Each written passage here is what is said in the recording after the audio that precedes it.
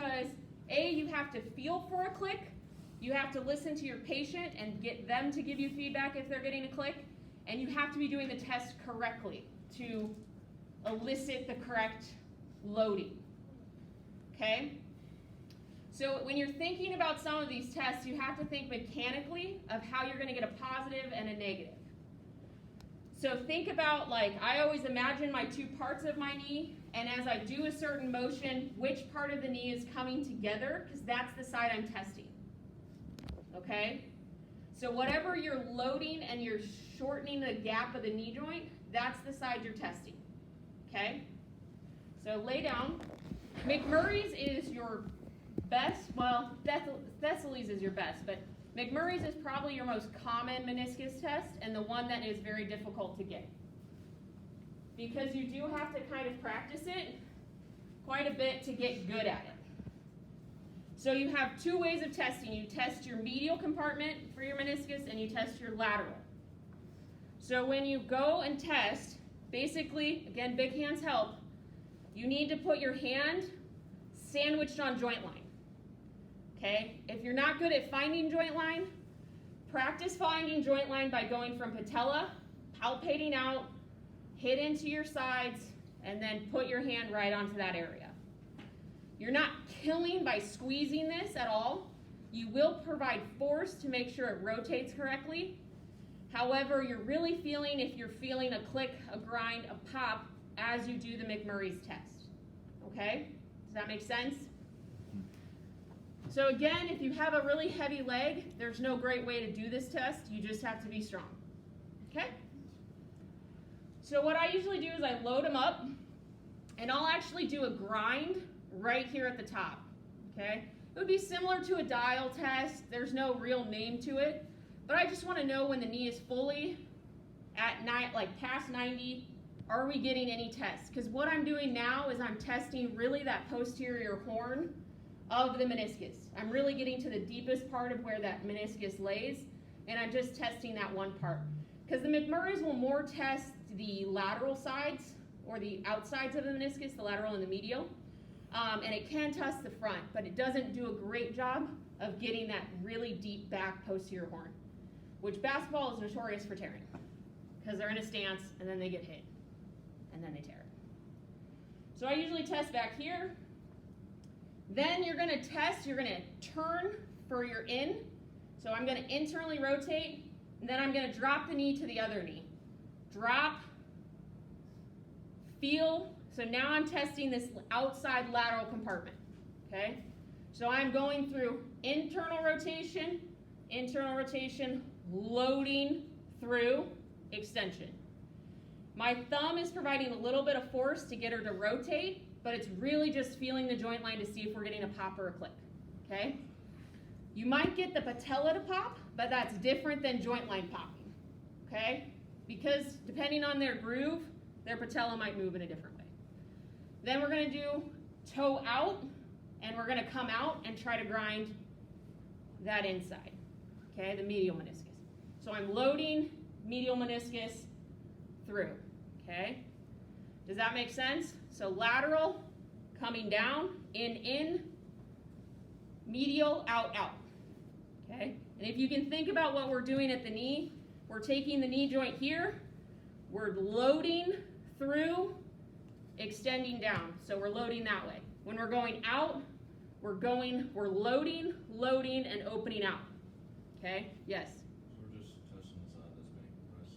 Yep, so you're only testing the side that's getting compressed, so you can see if it's a lateral or a medial tear, okay?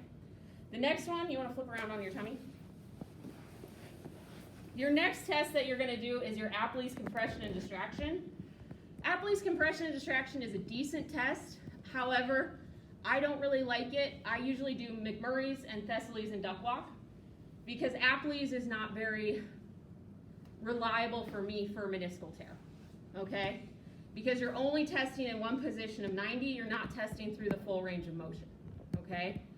So again, when you go up into your compression, you're going to load the foot, and then you're going to rotate internally, externally, and that's it. And your idea is you're going to get pain with this or catching, Then you're going to distract, you're going to pull them up, and you're going to do the same thing. So this is Apley's distraction. So the idea is you load, you simulate pain in the joint line, so that's a positive meniscus. And if I take away the pressure and it's no longer compressing the meniscus and I do the same internal, external, there's no pain. That means at some point with that compression, we were grinding and catching something, okay? Dial test, I don't use very often. It's a meniscus, but it's also more for your lateral compartment. It has some stuff with ACL, but you basically just take them up, rotate out their tootsies.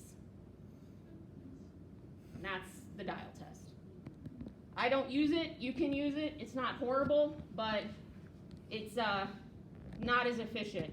If they've already tested positive for something else, I'm already referring them without doing the dial test, okay?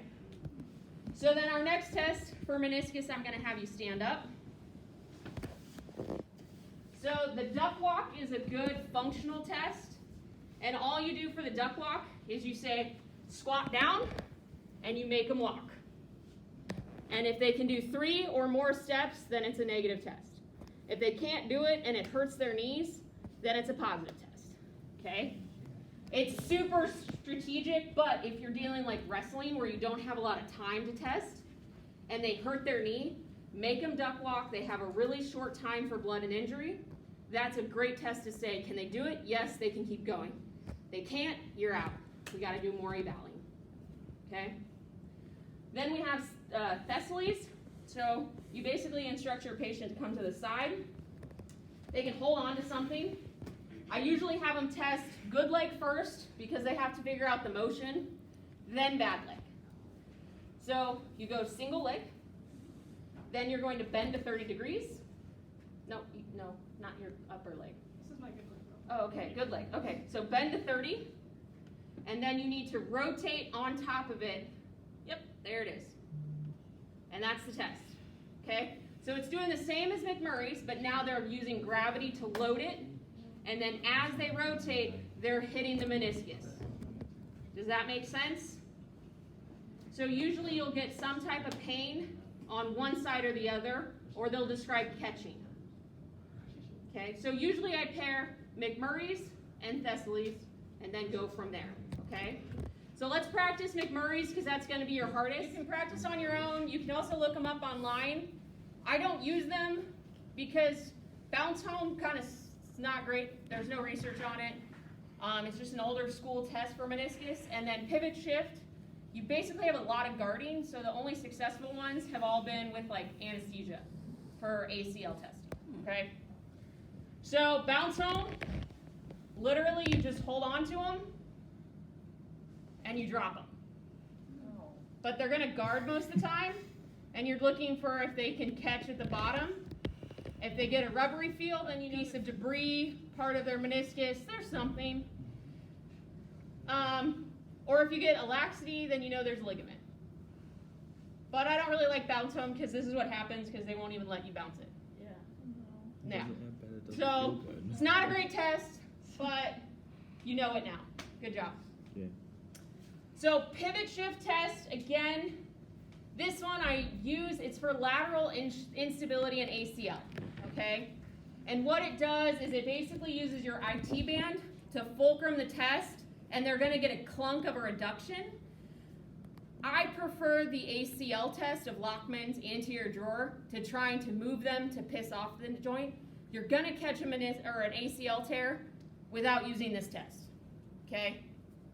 So you basically rotate them, you provide some force, and you straighten them out, and you're looking for the tibia to basically clunk back as you're simulating the maneuver of your tibia across with the ACL. Because basically the IT band will pull the tibia back up instead of the ACL holding the tibia up. Does that make sense? So it's not a laxity test, it's more of the tibia clunking back into position as you go down, okay? ACL and lateral rotary instability. So again, it's an ACL test, but nobody really uses it unless you're anesthetized because you're gonna get too much guarding. and you can just test the ligament by doing a Lockman's or an anterior drawer. But you can practice it if you want to. If you ever go in with a doctor and they anesthetize somebody, then you can do it. It's really fun to dislocate people. Yeah, so. I mean, you can do anything when they're anesthetized in a nice way. I won't say that. Good thing this isn't recorded. All right. She got it on camera. I did, yep. Okay, then we have Wilson's, which is an OCD lesion, which basically you come to the end, sit up, come to the end. You basically have them externally rotate and kick out, and you're looking for a lesion on the outside, an OCD, and then you go internal and have them kick out, and you kind of can have them just kick straight out, and you'll look again. So you're looking now, instead of a meniscus tear, you're looking for OCD, or an osteochondral defect of the femur, okay? So you're trying to load with a rotation as they extend, so as they come up, the pressure of the quad will bring the tibia and cause irritation on the femoral condyle. So are they doing that? They're or- doing it. Okay. Yep. But it's just a rotation, and then depending on which way they rotate, depends on which side of your condyle you're testing. It's not a great test, but it's kind of your only test for OCDs. I usually do a lot more palpation. If they have the joint line pain, and it's a problem, plus palpation's an issue, and they test negative for meniscus, I will do this test to see if they have an OCD, but I'm probably gonna refer them, okay? Especially if they have a lot of joint line swelling. Scooch back.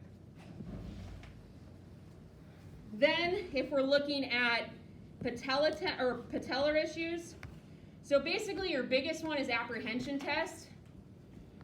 And all you do is you basically hold their leg, you take their patella, and you force them lateral. Okay? I do it at 0, and then you also want to do it at 30 degrees. Okay? So you usually need a bolster. So you do bolster, and then you basically try to dislocate their knee. That's not funny. Yeah, it's not pleasant, okay? So that's normally your reaction, but you're gonna get an end feel. If they have an unstable patella, listen to them when they don't wanna go any further, because you can actually sublux or move this patella out, especially if they've had history of dislocations, okay?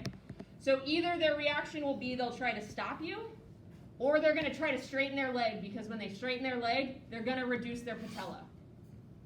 Does that make sense? Okay, so that's your apprehension. Then you can also look for swelling stuff.